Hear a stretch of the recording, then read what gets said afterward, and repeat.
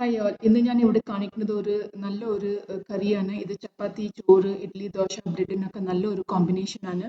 ഇതിന് ആവശ്യമുള്ളത് ആദ്യം ഗ്രീൻ പീസും റാഡിഷും പിന്നെ തക്കാളി, പിന്നെ ബജിമുളക് അല്ലെങ്കിൽ മുളക്, കറിവേപ്പിലവും പിന്നെ ഇത്തിരി ഇഞ്ചിയും. ഇവിടെ ഞാൻ എടുത്തിരിക്കുന്ന റാഡിഷ്, ഗ്രീൻ പീസ്, തക്കാളി. വേണമെങ്കിൽ ഏതെങ്കിലും ഒന്ന് വെച്ചിട്ടും ഈ കറി ഉണ്ടാക്കുക. Only radish or with only green peas or with only tomato. So ഞാനിവിടെ എല്ലാം മൂന്നും ചേർത്തിട്ട് ഉണ്ടാക്കാണ്. സോ ഇതെല്ലാം ഞാൻ കാണിച്ച ഇൻഗ്രീഡിയൻസ് എല്ലാം കുക്കറിലിട്ടിട്ട് ഇച്ചിരി മഞ്ഞൾപ്പൊടിയും ഉപ്പും ഇട്ടിട്ട് അതൊന്ന് ഒരു വിസിൽ കുക്കറിലിട്ട് ഒരു വിസിലാക്കണം.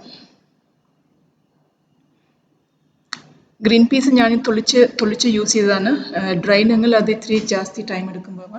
പിന്നെ ഇതിന് അരയ്ക്കാനുള്ളത് തേങ്ങ, മല്ലി പൗഡറും പിന്നെ മുളകും. സോ ഇത് മൂന്നും അരച്ചിട്ട് പേസ്റ്റ് ആക്കണം. അപ്പോഴേക്കും ഇവിടെ കുക്കർ റെഡിയായി. സോ കുക്കർ റെഡിയായിട്ട് ഈ അരച്ച പേസ്റ്റ് ഇതിൻ്റെ അകത്തിടണം. പിന്നെ അത് ജസ്റ്റ് ഒന്ന് ബോയിലിംഗ് ചെയ്യണം. ജസ്റ്റ് ഒരു ബോയിൽ ചെയ്യണം. പിന്നെ അതിൽ ഇത്തിരി ഉപ്പ്, പിന്നെ ഇത്തിരി ഗരം മസാല ഇട്ടിട്ട് അതൊന്ന് മിക്സ് ചെയ്യണം.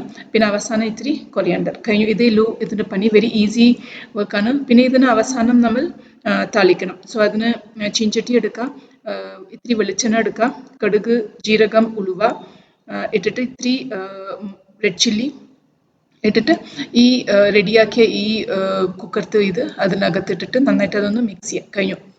ഈ കറി റെഡിയായി. ഈ വീഡിയോ എല്ലാവർക്കും ഇഷ്ടമായി വിചാരിക്കുന്നു. ഒന്ന് എൻ്റെ ചാനലിനൊന്ന് സബ്സ്ക്രൈബ് ചെയ്യണേ. Thank you.